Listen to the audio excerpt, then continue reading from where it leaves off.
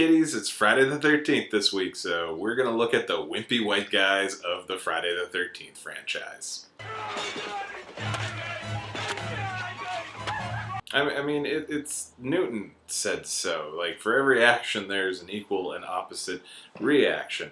So, since we did the badass black guys, there must, of course, be the wimpy white guys. White guys that have tried so very hard to protect the women that they love from Jason Voorhees and met with surprisingly little success. I think the only guy that ever actually did a good job was Tommy Jarvis in number 6, because he actually defeats Jason, sort of. He gets him stuck, and then Megan has to, you know, put the finishing touches on. But all of this is counteracted by the fact that Tommy is helped resurrect Jason at the beginning of the film.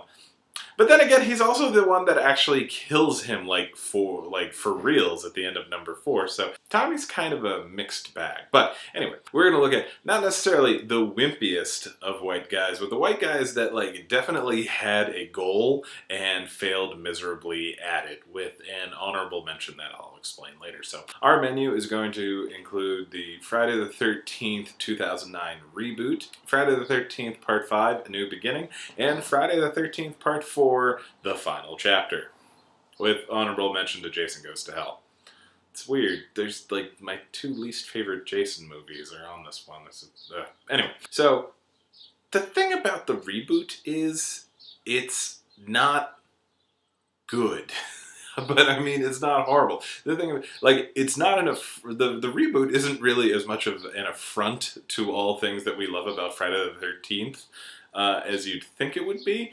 It's really just another Friday the 13th movie. It's just not a particularly good one because they have trouble with the formula. The formula for a Friday the 13th is not very complicated. Kids go to the camp, kids are stalked, kids are taken out 1 or 2 at the most at a time until we're left with one teenager, and then usually a woman, who is then terrorized until she triumphs over Jason or Jason's mother. This one got really complicated right at the beginning and in pointless ways. It was very similar in structure to the remake of Nightmare on Elm Street, which was much more of a real remake as opposed to this Friday the 13th movie, which was more of a reboot, where you have this 5-minute intro scene where you see the death of Pamela Voorhees, this time played by Nana Visitor of Deep Space Nine fame. This is going to have absolutely nothing to do with anything. And then you get a 20-25 minute sequence of 5 kids on a camping trip, and this you would think would be the movie, but no, this is yet another extended prologue. So you got a half hour of this movie that doesn't really have a lot to do with anything. The only thing that the camping trip really sets up is you finally get to see Jason, who is... I mean, he's not a wrong version of Jason. It's just not one that appeals to me. It's sort of like the way zombies are done now. I don't like how aggressive and fast they are. Jason is supposed to be confident. He doesn't run after you because he's just gonna get you. That's the way it is. But this purports to be Jason at the beginning, so he's much more aggressive and young, I guess, and dressing like an Irish mobster.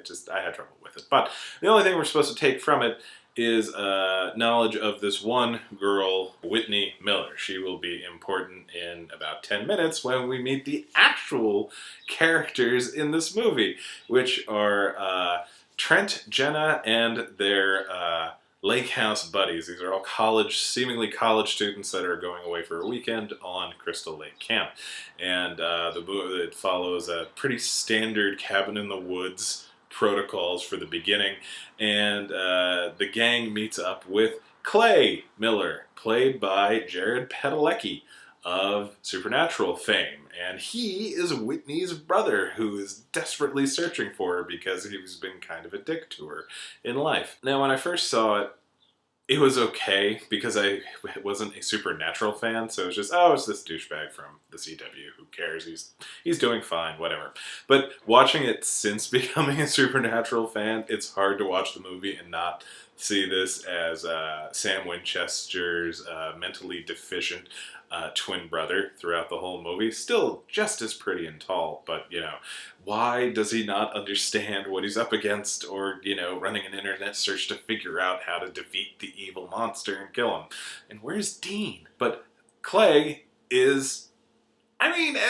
he's pretty much supposed to be our hero throughout the whole movie. He's the one with an actual plot. All the other characters are just, there to go. And he is perpetually looking for his sister Whitney, who, she's clearly dead. She was in the group in the beginning, and Jason is killing all of them. He's and actually fairly creatively, you get a bear trap involved in one, machetes, sleeping bag over top of a fire and everything. And so, it happens off camera, but Jason always kills them, right? No. And this is where the movie really fails completely. Jason does not kill Whitney. Jason keeps her hostage because she vaguely reminds him of his mother.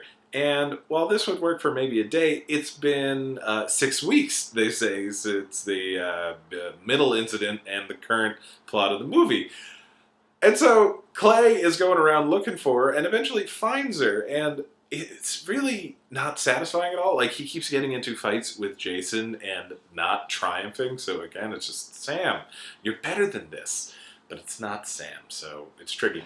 And there's a lot of issues with the way the characters interact with each other, because Danielle Panabaker is the lead rich douchebag's girlfriend, we think, but she sort of doesn't have any interest in him, really, and he sort of, ditches her instantly, and she goes off with Clay, and you think it's going to be Clay and Jenna, I believe her name was, are, Jenna, are going to end up as a couple and everything, but within a minute of Clay and Jenna finding Whitney, the sister, Jason kills Jenna like it's nothing, and all this investment we've put into this couple is just, okay, you're done now because we found the real girl-guy relationship, which is a brother and sister, and, familial but not romantic, so, okay.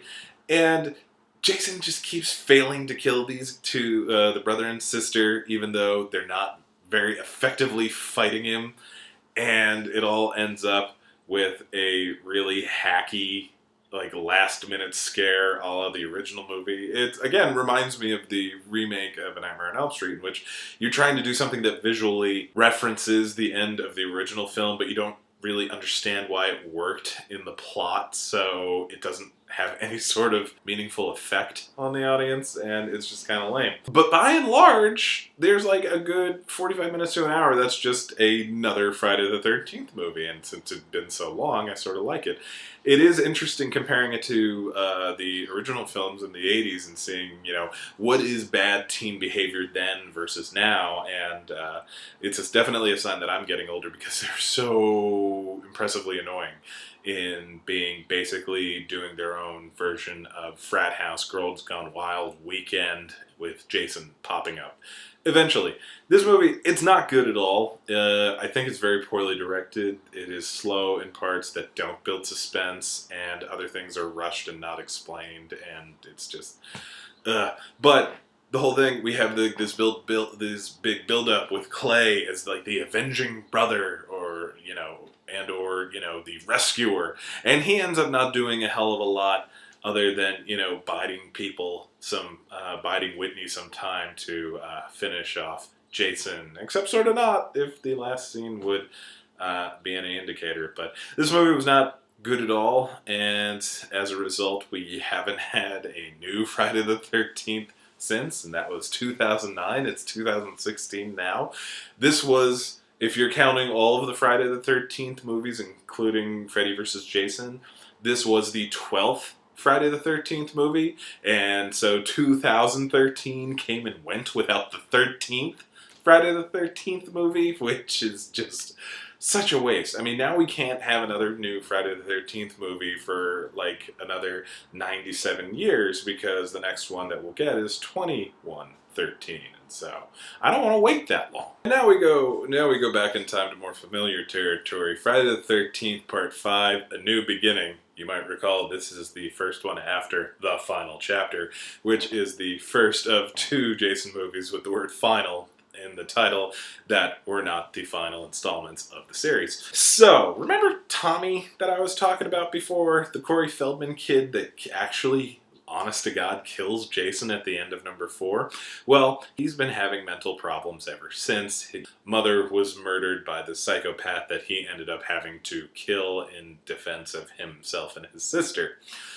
So he's been in a mental hospital, and now he's being released to a halfway house full of other juvenile delinquents that are having trouble getting by. One of the juvenile delinquents ended up killing another one, probably the runner-up for most annoying character next to Shelley, but sort of Shelley's ilk. And thus, another guy goes around committing Jason-style murders. But through most of the movie, you don't know who it is, and one of the suspects is Tommy. Tommy, with the mental issues, who has demonstrated a hair trigger when it comes to flying off the handle, and a seemingly unlimited amount of rage and the concordant psycho strength to go along with it. And he's hallucinating Jason throughout the whole movie. But once you see that it is an actual different person, because Tommy shows up at the end when Jason is going after our main characters, our pretty blonde woman and Reggie the Reckless.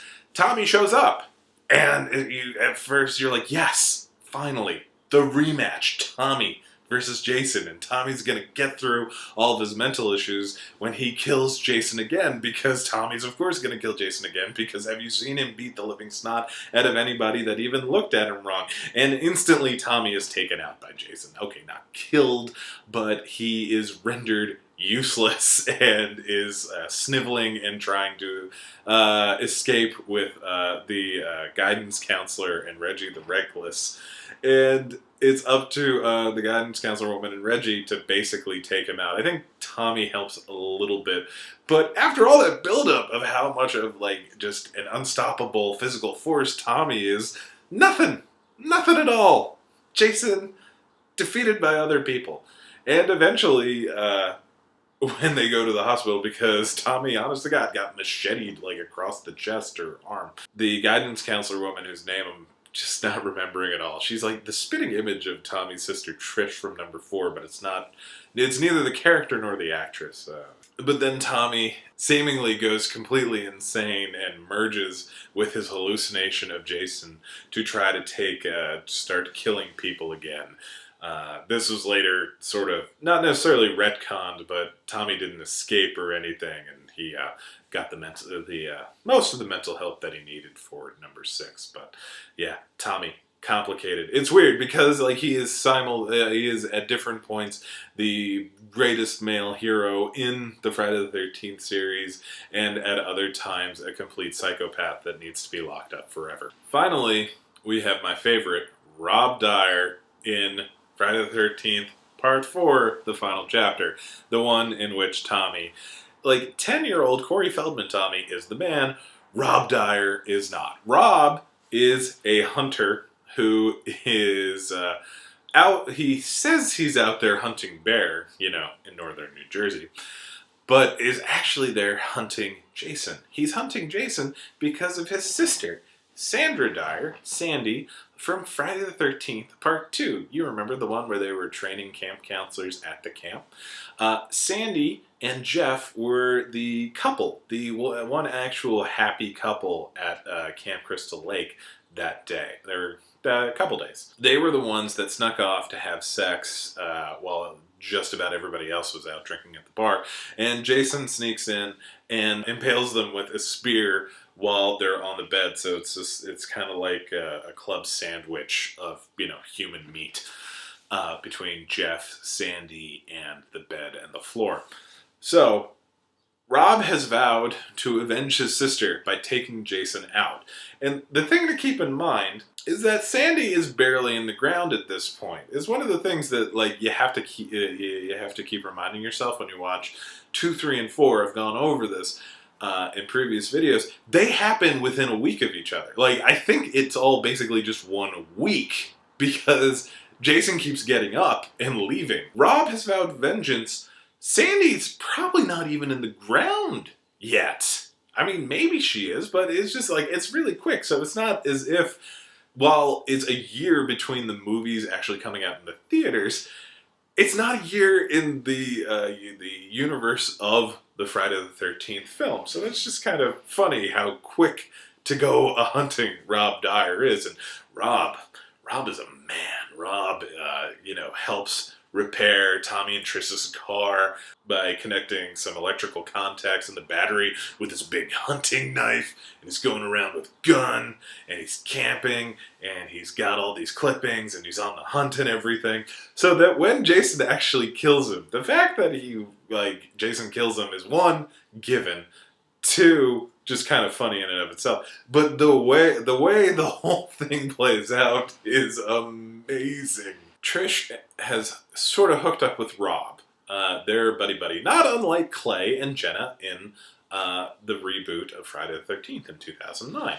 So they're going throughout the house in which all the other teenagers, the fodder, have been taken out, and surprisingly not finding any of the dead bodies, even though there's something like 8 or 9 of them floating around. They're looking for Jason. They figure out that Jason's there because they finally find some bodies, and they get sort of stuck in the basement. Trish and Rob are going up the stairs. Rob gets caught in the stairs and then drops his big machete. He goes down to get it, and that's when Jason pounces. And as he pounces on Rob and starts stabbing him to death, Rob cries out in horror to Trish, "Run, he's killing me. Oh God, he's killing me." And a combination of these words over and over and over until Jason has killed him dead. And this is the guy, his whole stated purpose is, "I'm going to kill Jason. It ends now. Oh God, he's killing me." And he's really wailing as he does it too. It's really hilarious. I mean, they say these movies have no sense of humor, but they haven't seen number 4 at all, because it's amazing. And as honorable mention, we got Jason Goes to Hell. Steve Freeman, played by John DeLaMay, who is the only actor who was ever actually a main character on Friday the 13th, the series, which you recall had nothing to do with anything, and was actually in a Friday the 13th movie. He is the ex-boyfriend / baby daddy of the main character, Jessica, and he is a complete wimp throughout the whole movie. But the reason he doesn't really make this list officially is because he never stops trying to rescue them. It's really impressive because stuff just keeps falling on this guy. He gets Jason manages to frame him for killing his Jessica's mother. He ends up in jail. He has to allow badass bounty hunter Creighton Duke to break his fingers for Creighton's own pleasure, in exchange for information to try to kill Jason. And then he's just running around for the whole rest of the night, shooting people, chasing Jason, getting the crap kicked out of him, all to save his lady love and his daughter that he just found out about. And I gotta say, Tommy, I'm going with they're tied, because Tommy, his back was up against the wall, and he comes up with a plan to distract Jason, and then he pulls the machete and then actually kills Jason. Steve doesn't kill Jason, but man, more than any other guy in the movies, he's really making it possible for the girl to kill Jason. Even in number 7, when it was Nick helping out Tina, he's just sort of there and maybe a momentary distraction. Steven is actually fist fighting Jason while Jessica is getting the big mystical dagger that's gonna take out Jason. Jason Goes to Hell's sort of terrible, and that's also one of the reasons why it's not on any official list in my mind. These are wimpy white guys in Friday the 13th movies, and you should all make sure that you spend some time with Jason on Friday, because this is the only Friday the 13th that we get this year. We'll have 2 next year, but, strike while the iron's hot. Jason Voorhees, Friday the 13th. It's always a special occasion. Make it special for you and yours. And I'll see you guys next week.